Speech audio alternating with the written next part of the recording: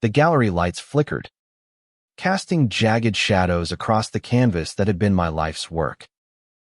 I stood there, invisible in the crowd, watching him Elliot Voshan my project, my masterpiece, to a wide-eyed rookie who looked like a cheap imitation of me.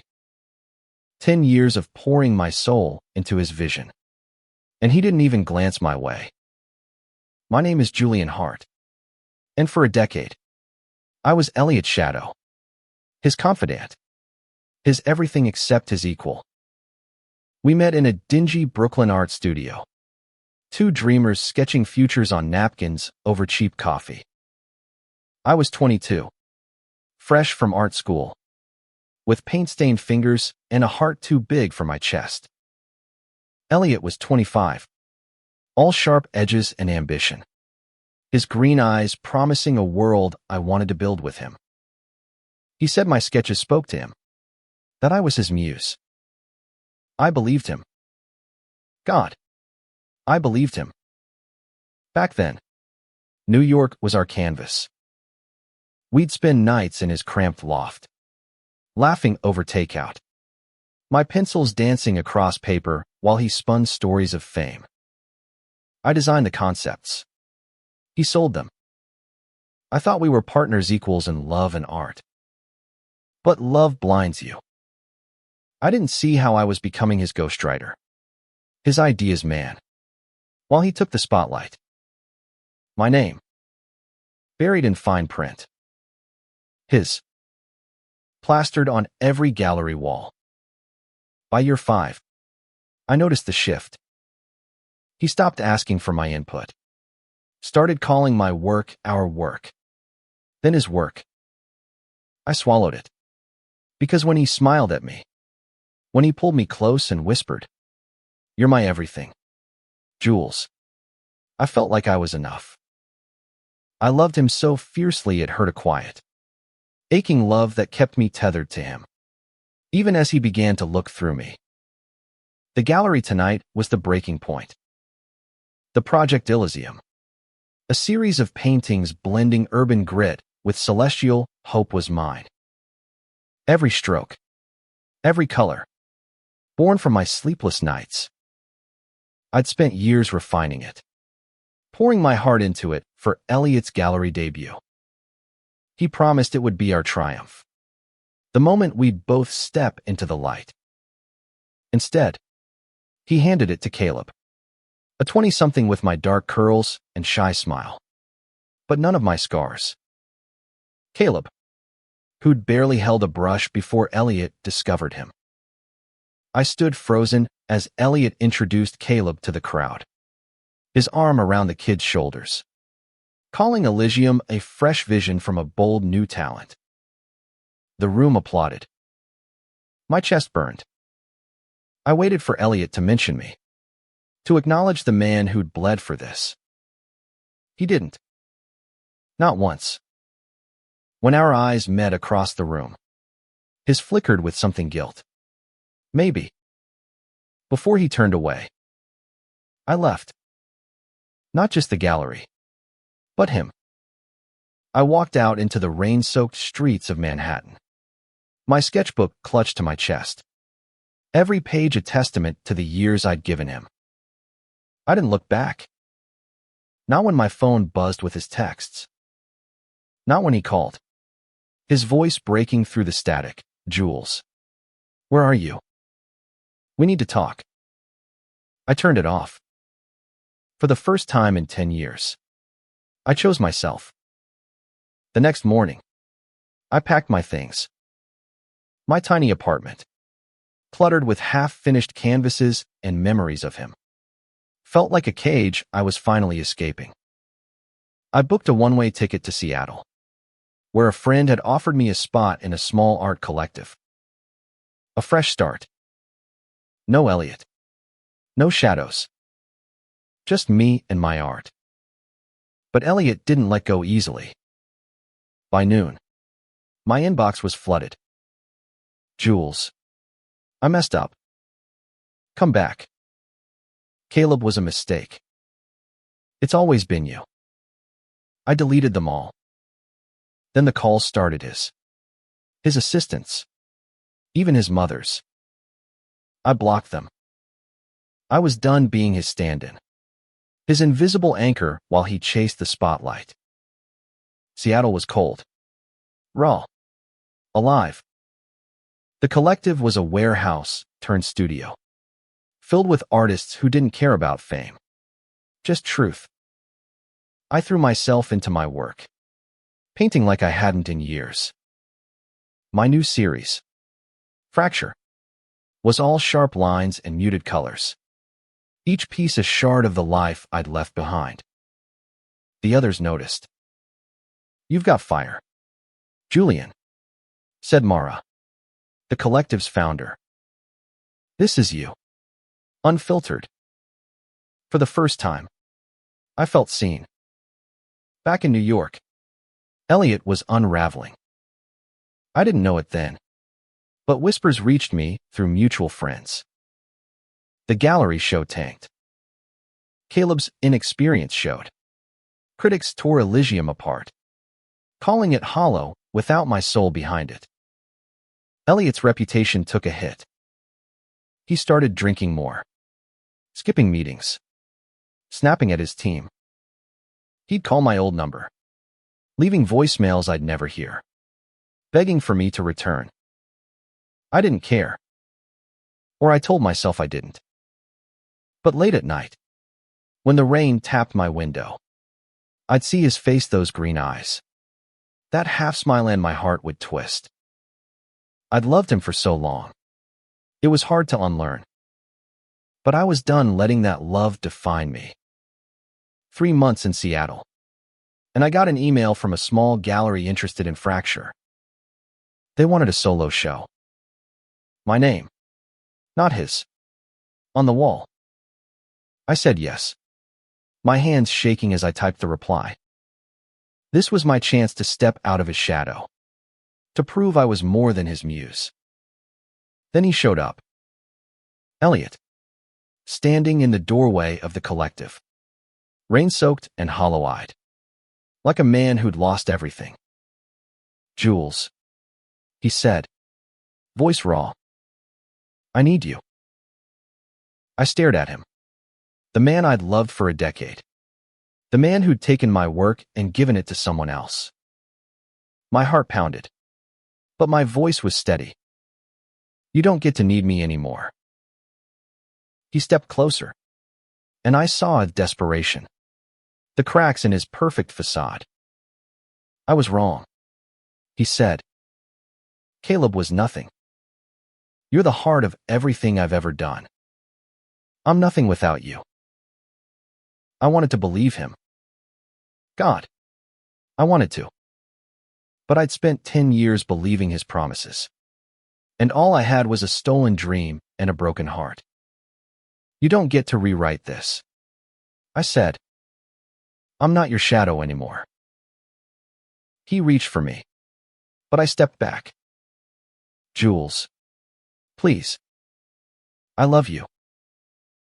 Those words, the ones I'd waited years to hear, hit like a blade. But they were too late. I turned away, my voice quiet but firm. "You loved what I gave you, not me." I walked back to my canvas, leaving him in the doorway. The rain kept falling, washing away the last traces of the man I used to be. The Seattle rain was relentless, mirroring the storm inside me. Elliot's visit had cracked something open, a wound I thought I'd buried. I painted through it, each stroke of fracture sharper, angrier, more alive than anything I'd done under his shadow. The collective buzzed with energy as my solo show approached. Mara helped me curate, her blunt honesty grounding me. "Your work's got teeth now," she said, eyeing a canvas of jagged blues and grays. "It's not just pretty, it's real." I nodded, but my mind kept drifting to Elliot's face, his broken voice. "I love you." Those words haunted me, not because I doubted them, but because they felt like a trap. Back in New York, Elliot's spiral deepened. Friends sent me screenshots of his ex-post-scriptic. Raw. Unlike the polished persona he'd crafted.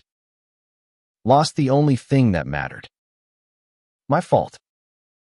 The comments speculated wildly, some mentioning my name. I ignored them, but the collective noticed. Your ex is a mess, said Leo, a sculptor with a knack for gossip. He's tanking his career over you. I shrugged it off, but my chest tightened. I didn't want to care. I shouldn't care. The gallery opening was a week away when I got a package. No return address. Just a small, worn sketchbook from years ago, filled with early Elysium drafts. Inside was a note in Elliot's scrawl.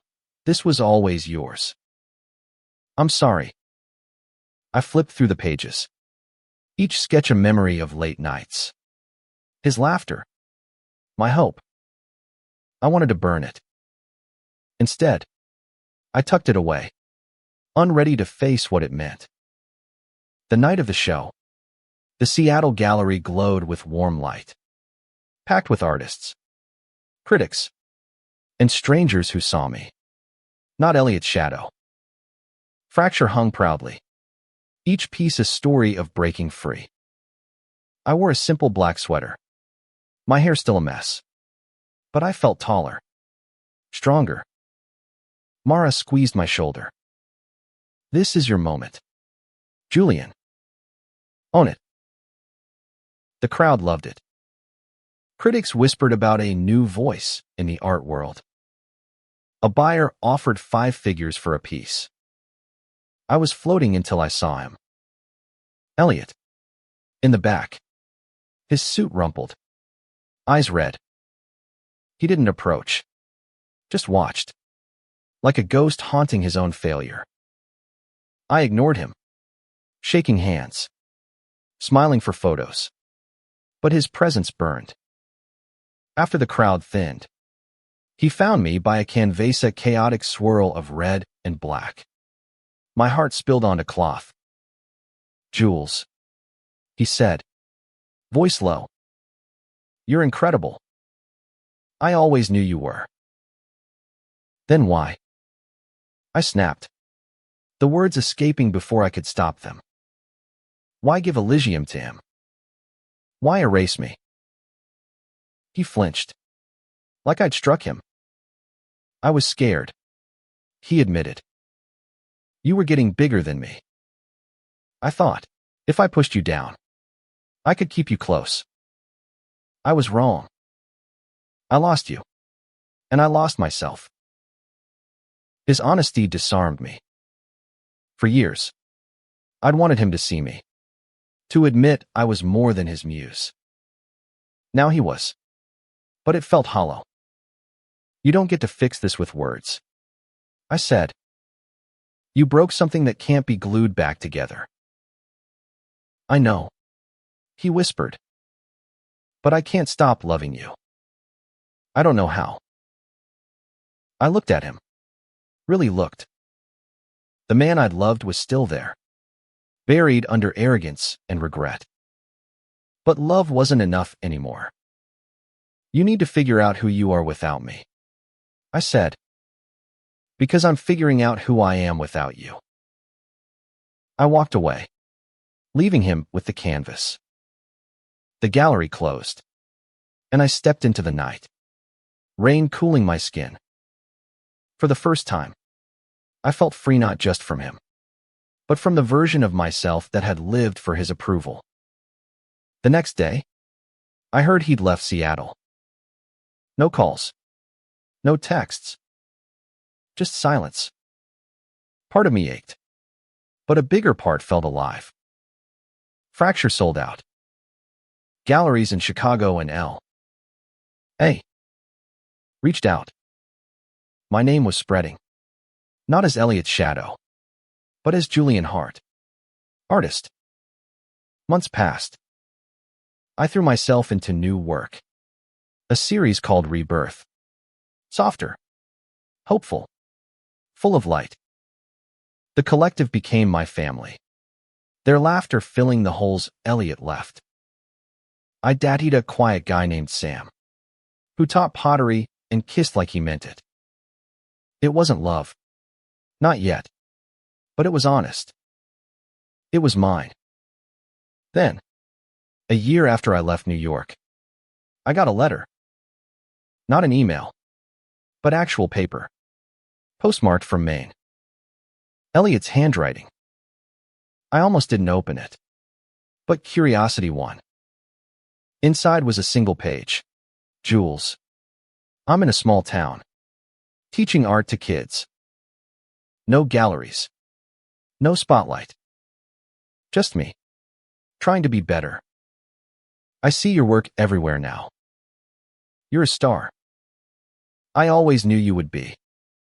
I'm not asking for forgiveness, I don't deserve it. But I'm proud of you. Always will be. Elliot. I read it twice. Then set it down. No tears. No anger.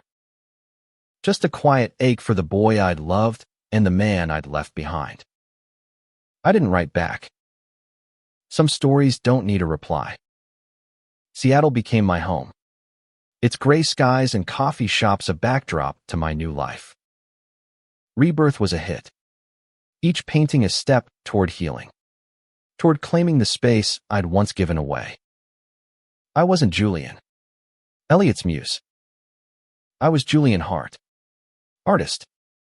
Whole. The collective threw a party when my L.A. show was confirmed. Mara raised a glass. Her grin fierce. To Julian, who rose from the ashes and burned brighter. I laughed, clinking my glass. But my thoughts wandered to Elliot's letter. I hadn't told anyone about it. It felt too private. Too final. Life moved forward. Sam and I grew closer. Our dates turning into lazy mornings tangled in sheets. He didn't know my past. Not fully. But he saw meth real me.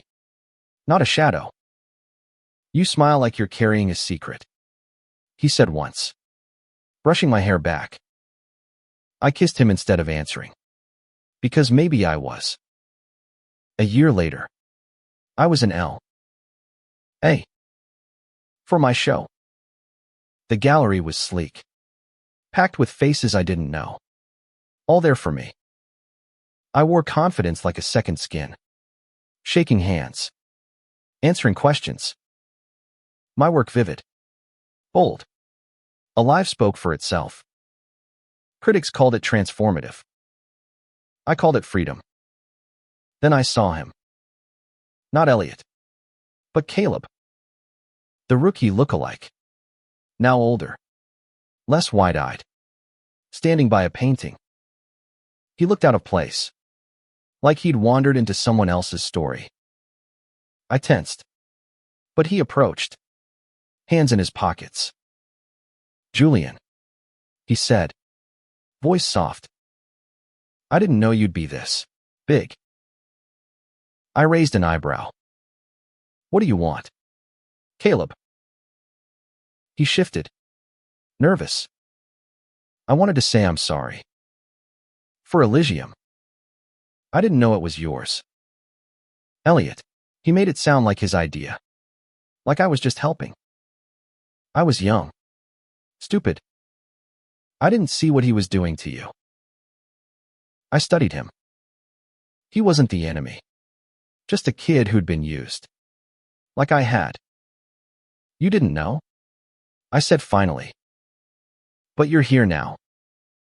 What's your story? He smiled. Small and sad. Trying to find it. I quit working with him after the show flopped. He wasn't the same without you. I nodded. Unsurprised. He's figuring that out. Caleb left. And I felt lighter. Forgiveness wasn't for him, it was for me. Letting go of the last piece of that old pain. The show was a triumph. I sold every piece. My name now a whisper in art circles across the country. On the flight back to Seattle, I sketched in my notebook not for anyone else, just for me. A figure, alone but whole, standing under a sky full of stars. It felt like a promise. Back home, Sam was waiting at the airport, his grin bright. "Proud of you," he said, pulling me into a hug. I leaned into him, feeling the weight of the past slip away. Love, I was learning, didn't have to hurt. Months later, I got a call from a small gallery in Maine. They wanted to feature local artists, including one who'd submitted under a pseudonym.